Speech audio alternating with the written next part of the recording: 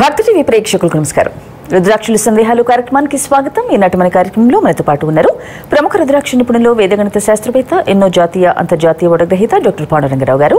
ఇక రుద్రాక్ష ధారణకు సంబంధించిన సందేహాలు, సమస్యలు ఏమన్నా నమస్ నోట్ చేసుకోండి. గురుగారు మీ అందరితో మాట్లాడడానికి లైవ్ లో సిద్ధంగా ఉన్నారు. కార్యక్రమాన్ని మొదలు పెడదాం. ఓం నమ శివాయ గురుగారు. ఓం నమ శివాయ. ఏం స్టోరీ చెప్పుకుందాం ఈరోజు? ఓ చిన్న కథ ఎప్పటిలాగే చెప్పుకుందాం. ఒక ఊరిలో ఒక చెప్పులు కుట్టే ఆయన ఉన్నాడు.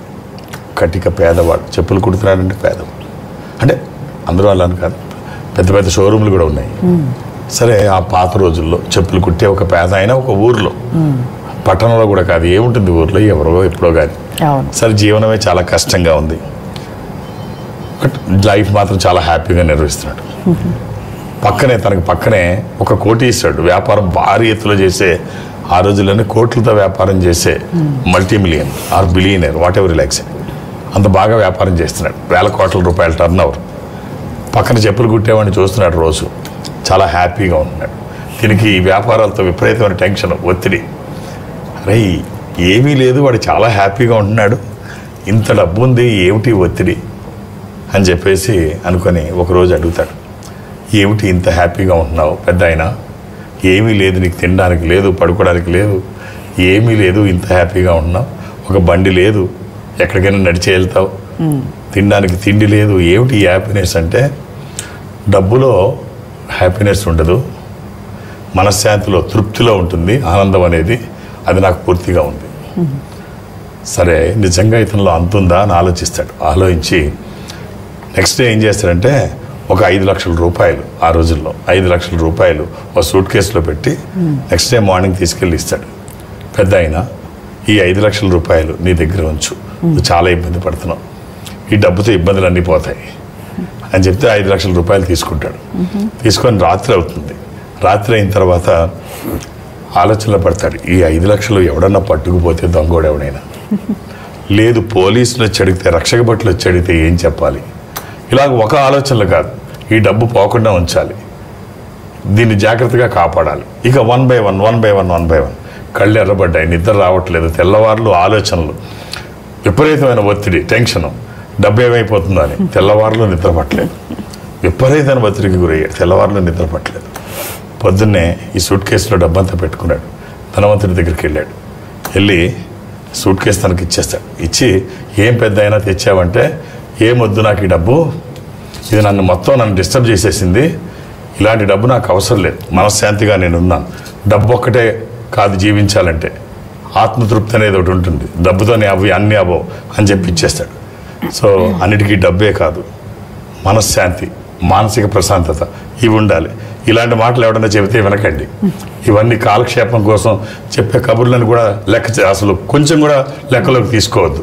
ఇలాంటివి మీరు పరిగణలోకి తీసుకుంటే ఎందుకు పనికి రాకుండా పోతారు. కాగితం మీద రాసుకోవడానికి మాత్రమే, డబ్బు ఎందుకు పనికిరాదు, డబ్బే కాదు, విలువలు ముఖ్యమే. డబ్బు దీనికంటే ముఖ్యం, డబ్బు అవసరం. డబ్బు లేకపోతే కుక్కను కొడితే డబ్బు వస్తుందంటారు, కరుస్తుంది తప్ప డబ్బు ఇవ్వదు.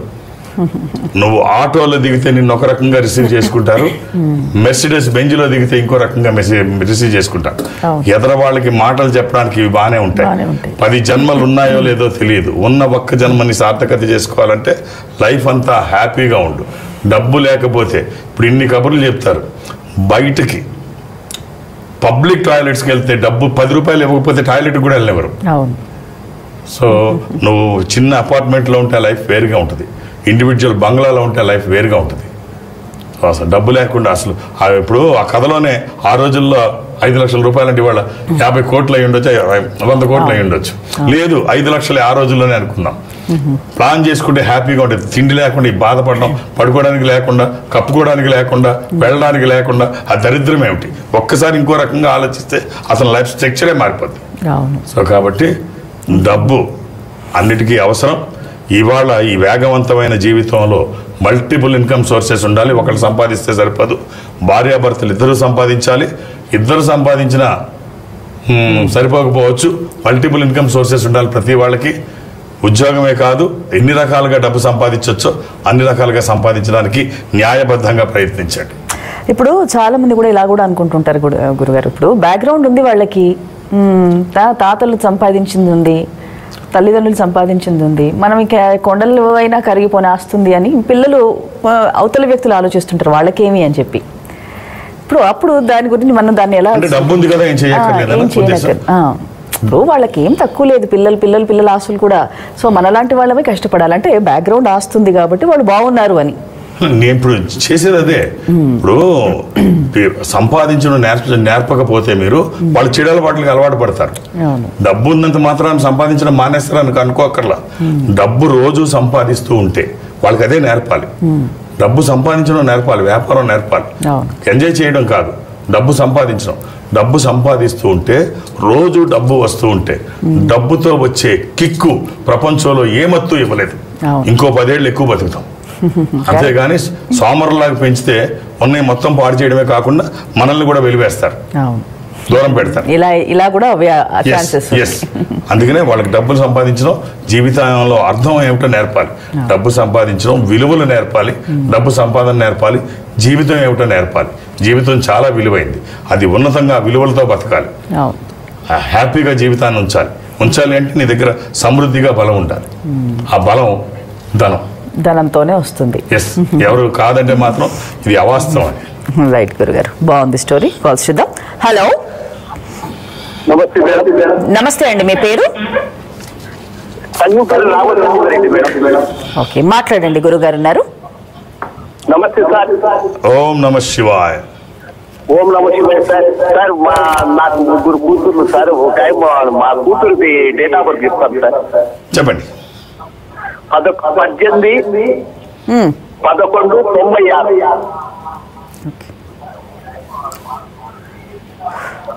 18 11 1996 సార్. సోమవారం నాడండి. సోమవారమా సార్? Okay sir. పాప పేరు వచ్చేసి టంగుటూరి సప్తమి, శుక్లపక్షము, శుద్ధ సప్తమి. ఇది మకర రాశి. అమ్మాయి పేరేమిటండి? సాహిత్య సార్, టంగుటూరి సాహిత్య. ఏం చేస్తుందండి అమ్మాయి? వివాహం ఎప్పుడైంది? కాలేదు సార్, ఇంకా ఆ ప్రయత్నంలో ఉన్నాం సార్. కొంచెం ఆలస్యమైంది. ఒక్క రుద్రాక్ష చెప్తాను, అవకాశం ఉంటే అది ధరింపజేసి చూడండి. వచ్చిన తర్వాత ఎన్ని మార్పులు వస్తాయో, ఆ ఫలితం ఎలా ఉంటుందో. అంటే రుద్రాక్ష చేసుకుంటే అన్నీ అయిపోతాయని కాదు, మనం చేస్తున్న పనికి ఒక స్పిరిచువల్ సపోర్ట్, ఒక ఆధ్యాత్మికమైనటువంటి సహకారం. త్రయోదశిముఖి రుద్రాక్ష, నవముఖి రుద్రాక్ష. ఈ త్రయోదశి 13 ముఖములు కలిగిన ఈ రుద్రాక్ష ఇంద్ర రుద్రాక్ష, రూలింగ్ రుద్రాక్ష, కమాండింగ్ రుద్రాక్ష. అనుకున్నది సాధించడానికి, సంకల్పం సిద్ధించడానికి, కోర్కెల సాఫల్యం కోసం జాతకపరంగా అవసరమైంది కూడా త్రయోదశి. అది కుదరకపోతే నవముఖి, అమ్మవారి స్వరూపం, విజయాలు చేకూర్చి దోషాలు నివారించేది. ఈ రెండిట్లో ఏదైనా ఒకటి 24/7 ఎప్పుడూ వేసుకోవచ్చు, ఎలాంటి నియమాలు లేవు. ఓకే, మరో కాల్ చూద్దాం. హలో, నమస్తే అండి. అమ్మా నమస్కారం, మీ పేరు? నా పేరు అనిత అండి. ఓకే అమ్మా, మాట్లాడండి, గురువు గారు ఉన్నారు. నమస్తే అండి. ఓం నమ శివాయ. డేట్ ఆఫ్ బర్త్ చెప్పమ్మా. 2004 అండి, ఏప్రిల్ 6 అండి. 2004 ఏప్రిల్ 6. అది 2004 అమ్మా? అవునండి, ఏప్రిల్.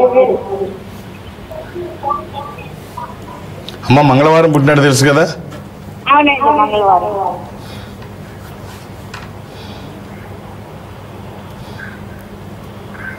ఇది పాడ్యమి, కృష్ణపక్షము, బహుళ పాడ్యమి, తులారాశి. ఎవరిదమ్మ ఇది? మా బాబుదండి. బాబు బీటెక్ చేశాడండి. అది ఎంఎస్ చేయడానికి ప్రిపేర్ అవుతున్నాడండి. ఇండియాలో చేయడానికేనమ్మా బయట? బయట అండి. మరి టెస్ట్లో ఏమైనా రాశాడా? ఎగ్జామ్ అది? అవునండి, రాస్తున్నాడండి. రాయమనండి, మంచి స్కోర్ తెచ్చుకుంటే జిఆర్ఈఓ, టోఫెల్లో రాస్తే మంచి స్కోర్ తెచ్చుకుంటే ఏ యూనివర్సిటీస్ వచ్చాయి దాన్ని బట్టి చూసుకోవచ్చు. ఏ దేశంలో అప్లై చేస్తున్నాడు చూడండి. ఇంకేమమ్మా, ముందు ఎగ్జామ్ రాయమని చెప్పండి. ఒక్క రుద్రాక్షమ్మ, ద్వాదశముఖి, ఇందాక చెప్పిన త్రయోదశముఖి రుద్రాక్ష. ఈ రెండు బాబు జాతకానికి సరిపోతున్నాయి. ఏదైనా ఒక్కటి మీ ఆశీర్వచనము, వాళ్ళ ప్రయత్నము, ఈశ్వరానుగ్రహము ఖచ్చితంగా బాగుంటుంది. వచ్చిన తర్వాత బాగుంటుందని ఎవరు సర్టిఫికెట్ అవసరం లేదు. అలా అని ఏది పడితే అది వెయ్యకండి. దురదృష్టం రుద్రాక్షల్లో 100కి 99 నకిలీయే ఉంటాయి. ఒక్కటైనా మంచిది వేస్తే ఆ ఫలితం చాలా బాగుంటుంది. శుభం. ఓకే, మరో కాల్ సిద్ధంగా ఉన్నారు, చూద్దాము. హలో హలో అమ్మా, చెప్పండి మీ పేరమ్మా? కచ్చిమూడి నుంచి అండి. కచ్చిమూడి నుంచి మా అబ్బాయి గురించి అండి, విఆర్ శంకర్ అండి. Date of birth Shankar date of birth ఇవ్వండి అమ్మా. డేట్ ఆఫ్ బర్త్ అండి 2097 అండి. 97 29 మార్చు. ఓకే, మార్చ్ అండి 24 అండి. 24 మార్చ్ 24 అండి, 1:03 పుట్టాడు. ఓకే అమ్మా, సోమవారం అని తెలుసు కదా? సోమవారం నుండి కోరు బాగా మా అబ్బాయి పెళ్లి గురించానండి. అవన్నీ వెళ్ళిపోయి పాఠ్యం ఇది.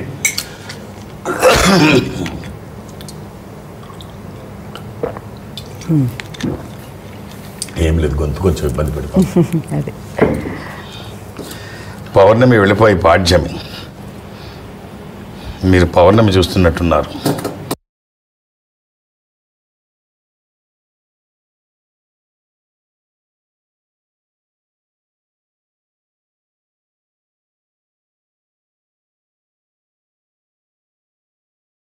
ఇది సింహరాశి, పూర్వ పాల్గొని పుబ్బ నక్షత్రం. దీనికి ఇవ్వాల్సిన రుద్రాక్ష అష్టముఖి, దశముఖి, 10 ముఖములు, విష్ణు ఇట్ల ముందుంటుంది. All the best. క్యాంప్స్ గురుగారు ఈ వారం విజయవాడ. అంటే మధ్యలో ఈ గొంతు నుంచి కొన్ని గ్యాప్ వచ్చింది. ఇప్పుడు రేపు గురువారం నాడు విజయవాడలో ఉంటాను. మధ్యాహ్నం 1 గంట 1:30 వరకే. అర్థం చేసుకొని మీరు సహకరించండి. మధ్య వెళ్ళట్లేదు, ఒత్తిడి ఉంటుంది. మీరు 2-3 పేర్లు ఇస్తే ఇంకా కష్టమవుతుంది. నాకు సంఖ్య కాదు కావాల్సింది, సమయం. మీరు సమయం ఇస్తే, ఇప్పుడు మీరు చూస్తున్నారు, ఒక 8 సెకండ్లో మీ జాతకాన్ని అనలైజ్ చేస్తున్నాను. అది 150 స్టెప్స్ 8 సెకండ్లో. మీరు నాకు 1 నిమిషం టైం ఇస్తే మీ జాతకాన్ని చాలా బాగా అనలైజ్ చేయగలనన్న నమ్మకం నాకుంది. సో కాబట్టి సంఖ్య కాదు, ఎక్కువ పేర్లు నమోదు చేయించాలని ట్రై చేయకండి. ఒక్కొక్క పేరుని, ఒక్కొక్క డేట్ ఆఫ్ బర్త్ నేను చూస్తాను. అలాగే దూర ప్రాంతాల నుంచి కూడా ఇక్కడ వరకు రావక్కర్లేదు. మీరు మా వాళ్ళకి ఫోన్ చేస్తే నాతో మాట్లాడించే ప్రయత్నం చేస్తారు. సౌత్ ఇండియా నేను అటెండ్ అవుతాను. అలాగే హైదరాబాద్లో డైరెక్ట్గా నన్ను కలవాలంటే నేను ఎవరికి అపాయింట్మెంట్స్ ఇవ్వను, రికమెండేషన్స్ ఏమీ తీసుకోను. నన్ను కలవడానికి ఇవేమీ అవసరం లేదు. నేను ఉన్నప్పుడు వస్తే చూసేస్తాను. శని ఆదివారాలతో కలిపి అన్ని రోజులు హైదరాబాద్లోనే ఉంటాను. ఒక్క గురువారం మినహాయింపు. అర్థం చేసుకోండి, ఒక్కొక్క పేరే ఇవ్వండి. నేను ఖచ్చితంగా మీరు అనుకున్న దానికంటే బాగా అనలైజ్ చేయగలన నమ్మకం నాకైతే ఉంది. ఓకే, మరో కాల్ చూద్దాము. హలో హలో అమ్మా, చెప్పండి మీ పేరు? వాణి గారు మాట్లాడండి. గురువు గారు ఉన్నారు. డేట్ ఆఫ్ బర్త్ ఇవ్వండి. 15/12/2000. ఓకే, ఇది ఫ్రైడే, శుక్రవారము.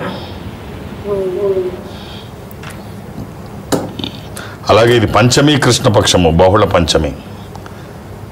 అమ్మా, ఇది సింహరాశి చూస్తున్నారా, కర్కాటక రాశి చూస్తున్నారా? ఎందుకంటే అది ఎండింగ్లో ఉంది. నాకు డౌట్ వచ్చింది, సంధిలో ఉంది.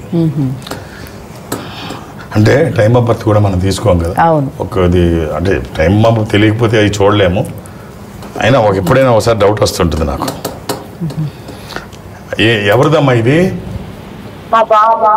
ఏం చేస్తున్నాడు అబ్బాయి?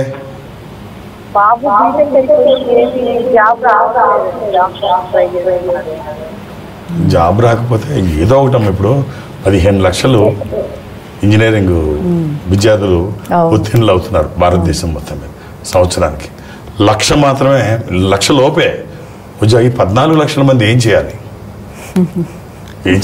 ఉద్యోగాల కోసం వెయిట్ చేయాలా? రాకపోతే మానేయాలా? కష్టం ఉంది అసలు. సో ఖచ్చితంగా ప్రశ్నించుకోండి ఏం చేయాలి. అమ్మ, ఒక్క రుద్రాక్ష, ద్వాదశముఖి, అష్టముఖి, సూర్యస్వరూపము 12 ముఖాలు, అది కానీ అష్టముఖి గణపతి స్వరూపం. రెండిట్లో ఏదైనా ఒక్కటి చాలు. All the best.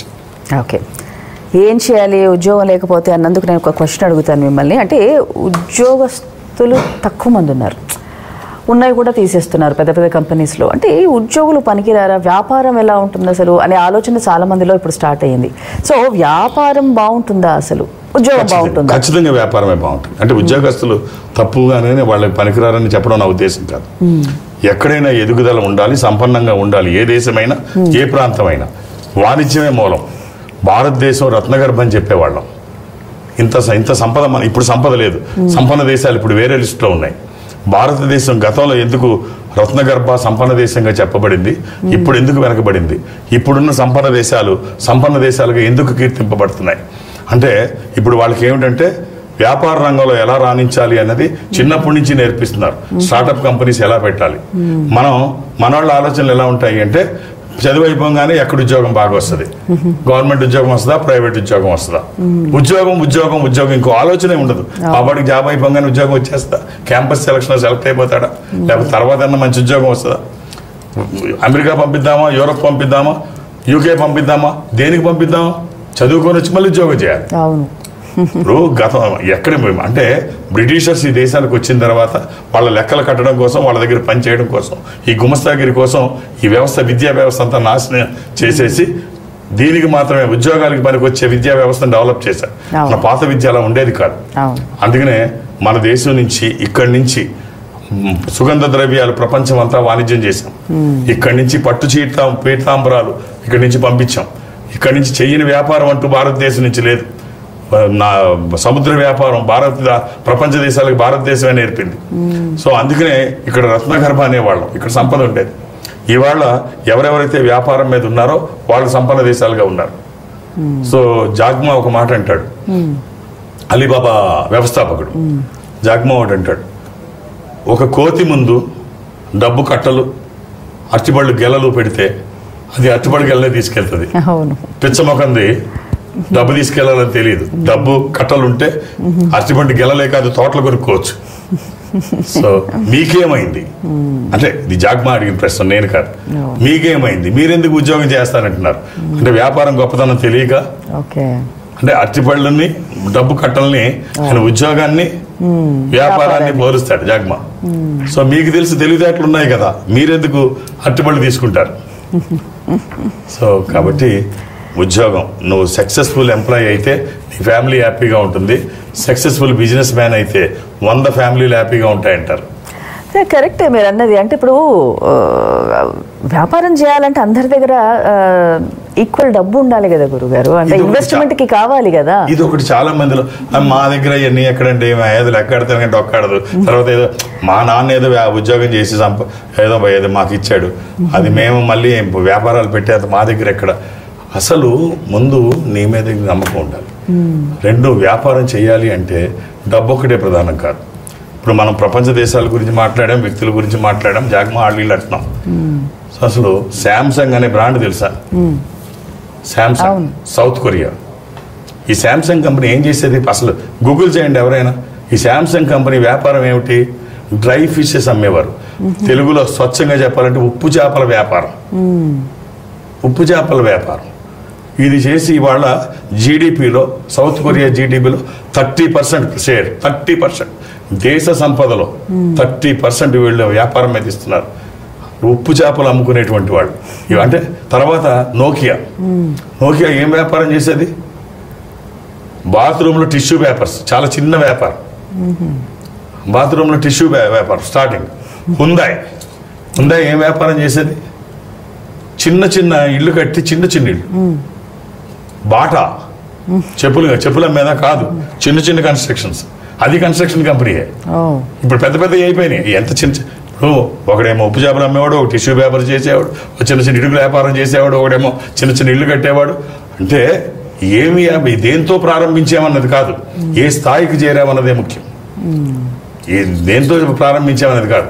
నువ్వు బంట్రోతుగా ఉంటే బంట్రోతుగానే ఉంటుంది, దేశాధ్యక్షుడిగా అవో. వ్యాపారంలో అలా కాదు. నువ్వు ఎండు చేపలు అమ్మినా దేశం సంపదలో నువ్వు ప్రధాన పాత్రను పోషిస్తున్నావు. సో అది నీకు కేవలం వ్యాపారంలోనే అవకాశం ఉంటుంది. కాబట్టి సంపద సృష్టించే క్రమంలో ఆలోచన చేయండి, పెట్టుబడులు అవసరం లేదు. మీలో నమ్మకం ఉంటే. ఇంకా ఇక్కడ చిన్న కథ చెప్తా. ఒక అమ్మాయి ఒక చిలకని పెంచింది.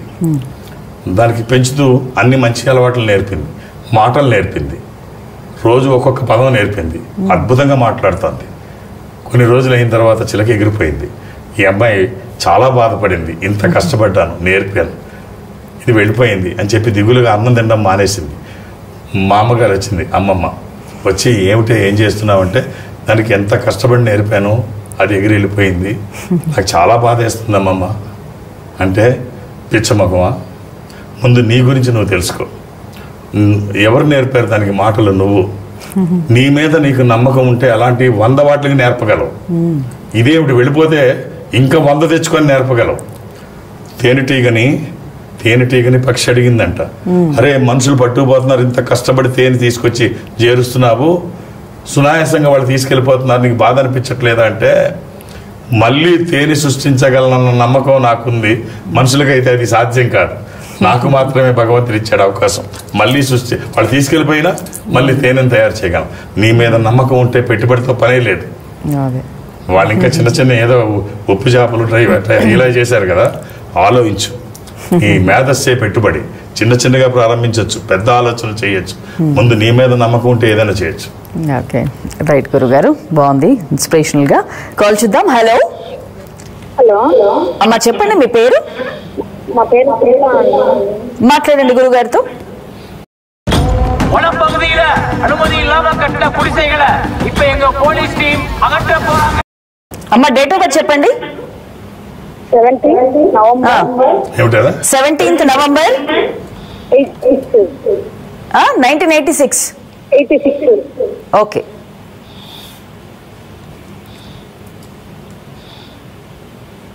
అమ్మా సోమవారం పుట్టినట్టు తెలుసా అమ్మా? తెలియదు గురుగారు. ఎవరిదమ్మా ఇది? మా హస్బెండ్. అది పున్నమి రోజు పౌర్ణమి, ముందు తెలుసుకో ఆయన గురించి. ఏమ్మా ఇది పౌర్ణమి కూడా. ఇది వృషభ రాశి. ఎంతమంది పిల్లలమ్మా? అమ్మా ఆయనకు 3 రుద్రాక్షలు చెప్తాను, వీలైతే ఈ 3 రుద్రాక్షలు వేయమ్మా, చాలా బాగుంటుంది. అవకాశం ఉంటే 7 ముఖాలు 10 ముఖాలు ఏకముఖి, లక్ష్మీ స్వరూపము, విష్ణు స్వరూపము, రుద్ర స్వరూపము. అవకాశం ఉంటే 3 వేయి, లేకపోతే 1 వేయి, ఏదైనా 1. ఇప్పుడు ఇంత మాట్లాడుకున్నాం, నేను ఇంకొక విషయం ఇక్కడ చెప్పాలి. అంటే ఇవాళంతా ఒక సబ్జెక్ట్. ఏమిటమ్మా?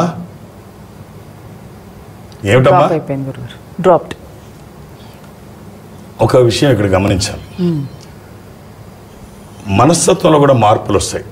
వ్యాపారం చేసేవాళ్ళ మనస్తత్వం ఒక రకంగా ఉంటుంది, ఉద్యోగం చేసేవాళ్ళ మనస్తత్వం ఇంకో రకంగా ఉంటుంది. అంటే వీళ్ళు ఏమనుకుంటారంటే సెక్యూర్డ్ జోన్లో ఉన్నాము, మనం ఎలాగన్నా ప్రవర్తించవచ్చు, నెల అయ్యేటప్పటికి మన జీతం మనకు వస్తుంది. వ్యాపారస్తుడి ఆలోచన ఎలా ఉంటుందంటే customer is our God, customer always right, అతను ఏం చెప్పినా రైటే. మనకి డబ్బు రావాలి అంటే కస్టమర్ మనం ఇంప్రెస్ చేయాలి.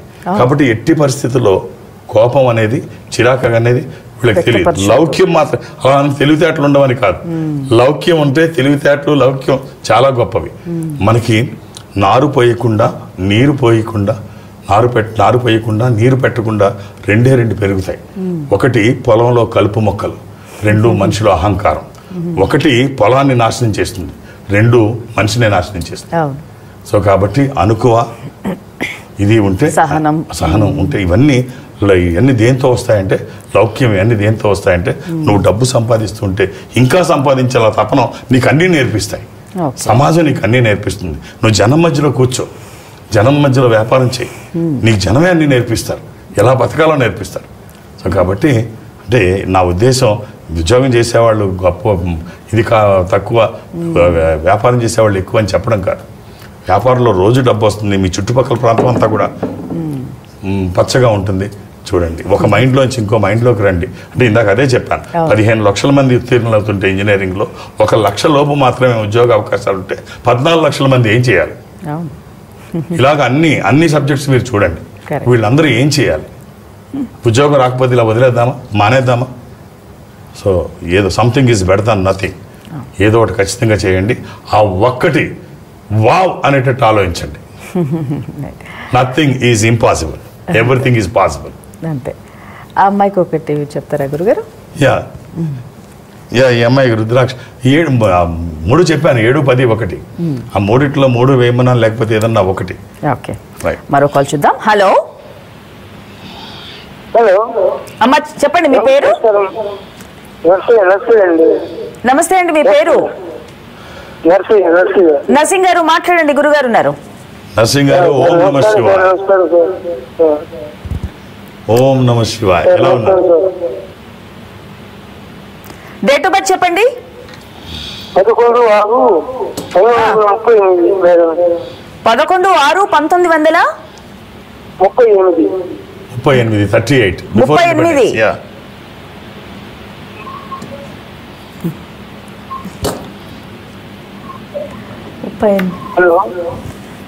1938. శనివారం నాడు, సాటర్డే. 38 శనివారం, సాటర్డే. ఏం చేస్తున్నారు సార్? ఆరోగ్యానికి, సింహరాశి. ఏమంటారు? ఆరోగ్యానికి ఇవ్వమంటారు. ఒక 11 ముఖాలు, ఏకాదశముఖి, ఏకాదశ రుద్రస్వరూపము. ఇది హనుమాన్ స్వరూపము కూడా.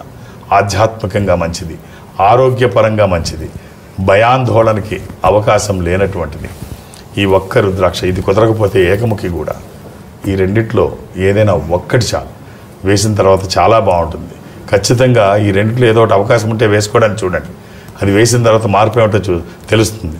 మనం కష్టపడిన మన మన సంపద మనకి ఉపయోగపడకపోతే అది చిత్తు కాగితంతో, ఆ రంగు కాగితంతో సమానం.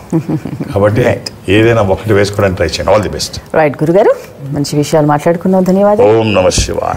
వీక్షించారుగా, ఇది ఈనాటి రుద్రాక్షుల సందేహాలు కార్యక్రమం. మరో కార్యక్రమంలో మళ్ళీ కలుసుకుందాం. నమస్కారం.